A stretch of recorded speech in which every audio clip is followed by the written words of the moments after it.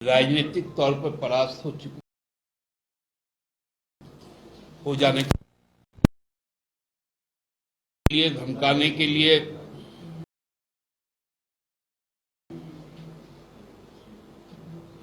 और चंद लोगों के फायदे के लिए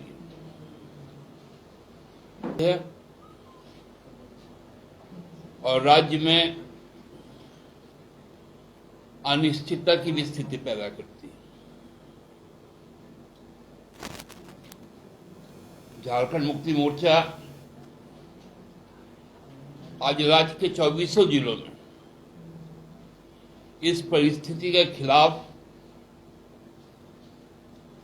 अपनी बात कहने के लिए उतरी थी। अजीब विडंबना है कि चुनाव आयोग पूर्णतः एक संवैधानिक संस्था है।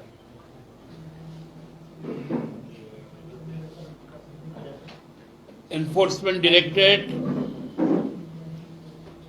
केंद्र के नियंत्रणाधीन एक जांच एजेंसी, सीबीआई भी है, एनआईए भी है, सेंट्रल विजिलेंस भी है, लेकिन ये एजेंसियां अपने से तो कुछ नहीं कहती। लेकिन भारतीय जनता पार्टी के नेतागण, खासकर गोड्डा के सांसद, इनका कोई भी कार्रवाई होने के पूर्व एक ट्वीट आ जाता है। संविधान में ऐसी कौन सी व्यवस्था बनाई गई कि देश का एक सांसद केंद्रीय संस्थान, केंद्रीय एजेंसी क्या करेगी, उस एजेंसियों के फैक्ट्स फाइंडिंग्स क्या है, उस पर लोग नहीं बोलेंगे, लेकिन सांसद महोदय उस पर बोल देते हैं और पहले बोल देते हैं। इसका मतलब कहीं ना कहीं एक सुनियोजित कहानी गढ़ी गई है, जिसमें ये जो एजेंसियां हैं, जो चुनाव आयोग है, वो एक पात्र है, एक मोहरे हैं।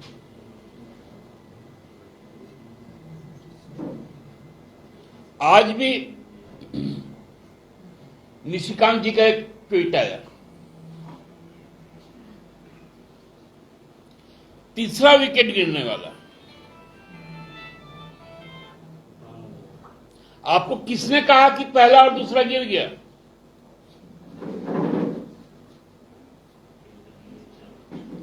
देश में आईन है या नहीं है?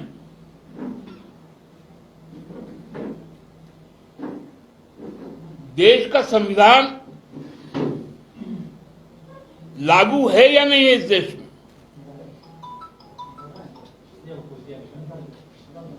चुनाव आयोग क्या करेगा?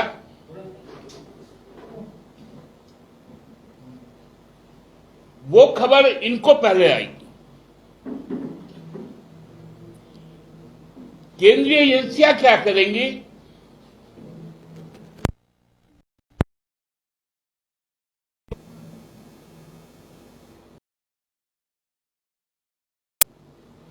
और ये भयंकर परिस्थिति है।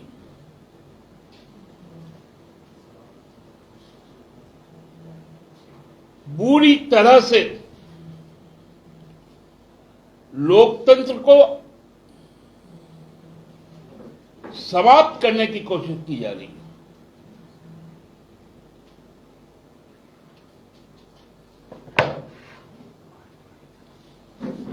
पूरी तरह से जो संघीय व्यवस्था है, उस व्यवस्था को तोड़ा जा रहा है।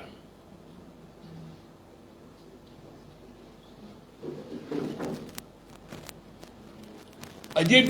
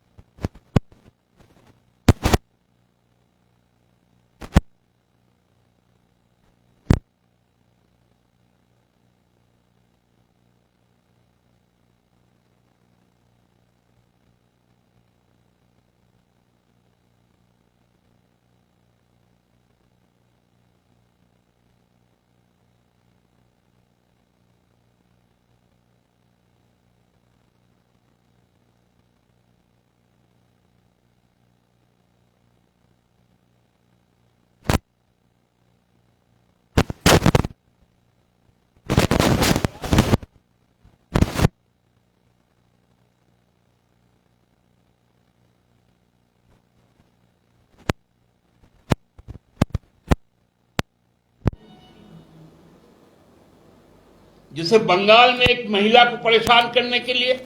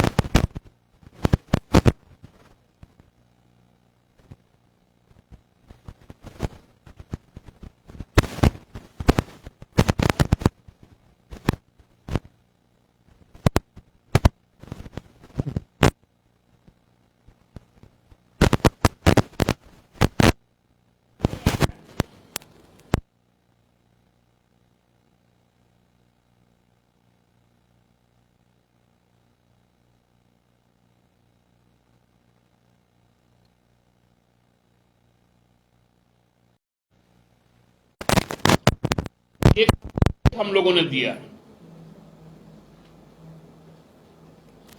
और ये लड़ाई केवल एक इशारा है।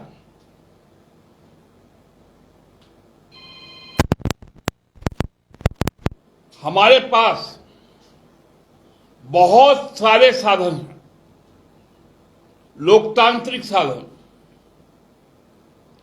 जिसके द्वारा हम लोग इस प्रदेश के साथ यदि कोई अन्याय होगा, यदि यहां के आदिवासी और मूलवासी समाज के साथ यदि कुछ अन्याय होगा,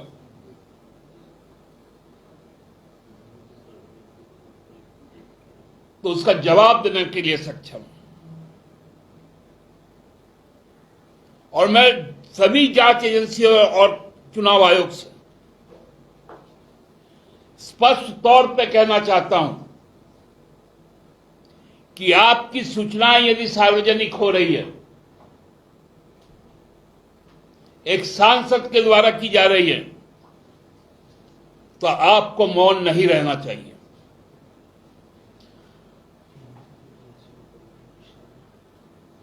आपको उस सांसद पर भी कार्रवाई होनी चाहिए, क्योंकि जांच का यदि सूत्र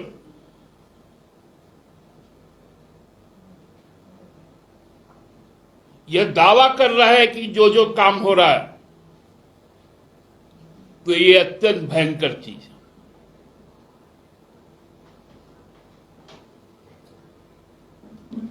हम माननीय उच्च न्यायालय को भी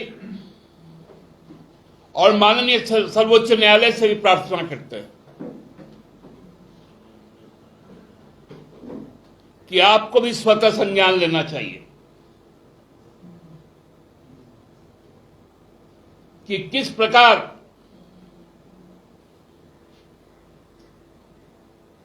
यहां पर चीजों को नरेट किया जा रहा है, चीजों को सजाया जा रहा है। 6 तारीख से आज 23 तारीख, हम कह सकते हैं एक पखवाड़ा से भी ज्यादा समय बीत गया।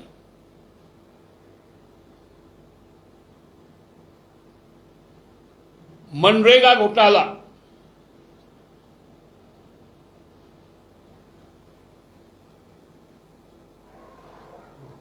जो कठौतिया माइंस घोटाला,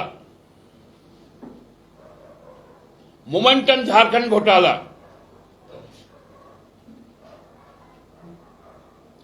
इस पर कब आधिकारिक बयान आएगा?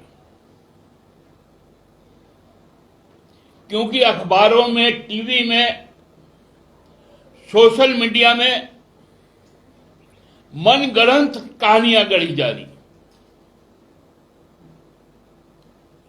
कोई भी चैनल लगा लीजिए, किसी भी अखबार को उठाकर देख लीजिए, सभी में एक ही प्रकार की खबरें छप रही हैं। एक ही प्रकार की खबरें दिखाई जा रही हैं। इसका मतलब है कि कहानी कहीं और लिखा जा रहा है और वो कहानियां आ रही हैं सामने में। तो कहानी जो लिखी गई और कहानी जो सुनाई जा रही है, इसके पीछे का जो मास्टर माइंड है, जनता बहुत जल्द उसको बेनकाब करेगी। आज इतना ही कहना था। कोई यदि सवाल आपके हैं तो वो आमंत्रित है।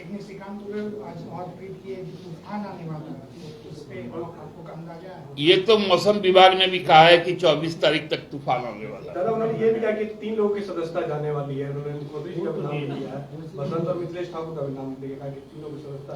मैंने तो वही कहा कि ये कौन सा पंडित आदमी कि इनको मालूम चल जाता है। और किस विषय में जाएगी सदस्यता?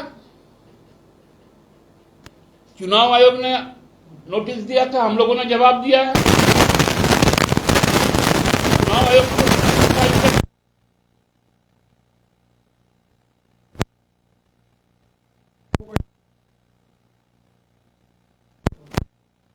देखिए, राजनीतिक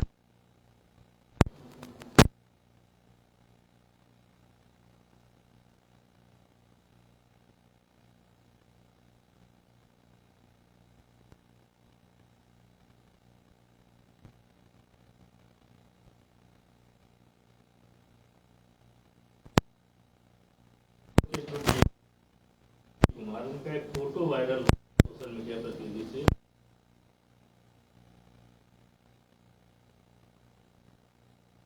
हम तो अभी तक वो फोटो देखे नहीं है, लेकिन यदि वो फोटो चल भी रहा होगा और यदि दीपक जी उससे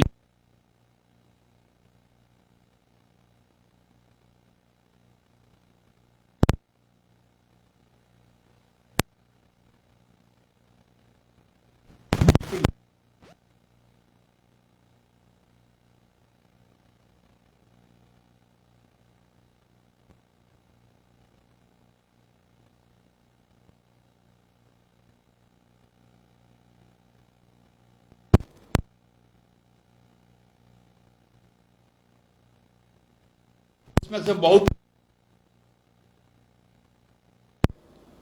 तो वैसा भी कुछ घटना घटा होगा तो इसकी जांच हो जानी चाहिए।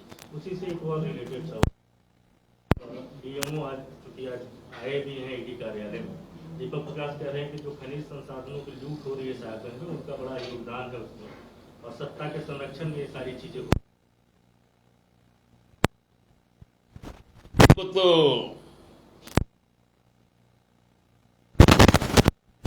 तो ऐसे के पास में बहुत सारे विभूतियां आई हैं।